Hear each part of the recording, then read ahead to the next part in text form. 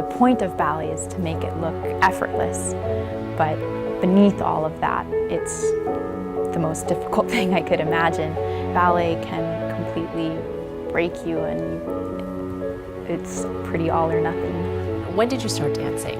I didn't start studying ballet seriously at City Ballet School until 14, which is pretty late. A lot of girls start when they're like 6, 7, 8, and I started in level 3 with the 11-year-olds.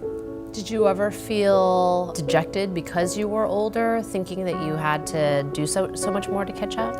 So I would leave the class almost every day and go cry in the bathroom before coming back in because the 11-year-olds were so talented. And it was really depressing, and I thought about quitting all the time. What kept you going?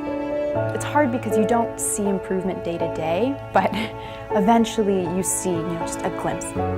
And that feels so good when you can see that you've accomplished something. Tell me about some of the competitions that you've won. This year we did participate in the Youth America Grand Prix. It's the biggest student ballet competition in the world, and I ended up winning the silver medal. So I received a scholarship to the Royal Ballet School. I was accepted to Harvard this year, but I'm choosing to defer. And how difficult is it to get into the Royal Ballet School? I think it's harder than Harvard. It's definitely a dream come true. You have a very distinct ritual when it comes to performance and ballet. Can you tell me about that? So part of the ritual for me is a very set routine for preparing your body, and in doing such a repetitive and specific warm-up, you also get your mind into that sort of Zen zone. I just sit down, close my eyes, and then I rehearse my dance in my head. Sometimes I'll put in earbuds, but the music activates the muscle memory when you're dancing. I like to visualize all the dance and go through each step in my mind, just thinking about the movements and also really trying to feel them in my body. You do the ideal in your head and hope it translates. What pressure are you under? How high are the stakes for you?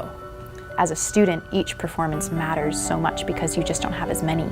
And in the competitions, you only have one chance on stage. It's a lot of pressure. The visualization is so important because it shows me what I'm going for, what I'd like the performance to be.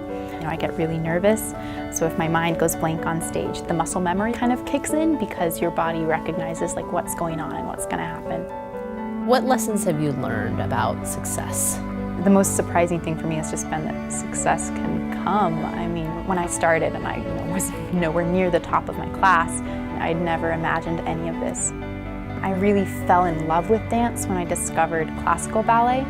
And it's kind of strange, but what I like the most about it is just how challenging it is, and the improvement that you see is directly proportional to what you put in.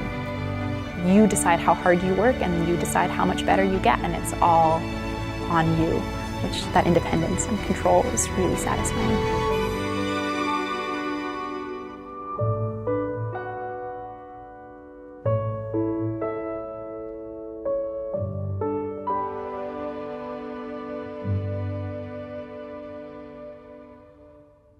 I hope you enjoyed this episode about Rio's dream of becoming a professional ballerina and the rituals that are helping her get there.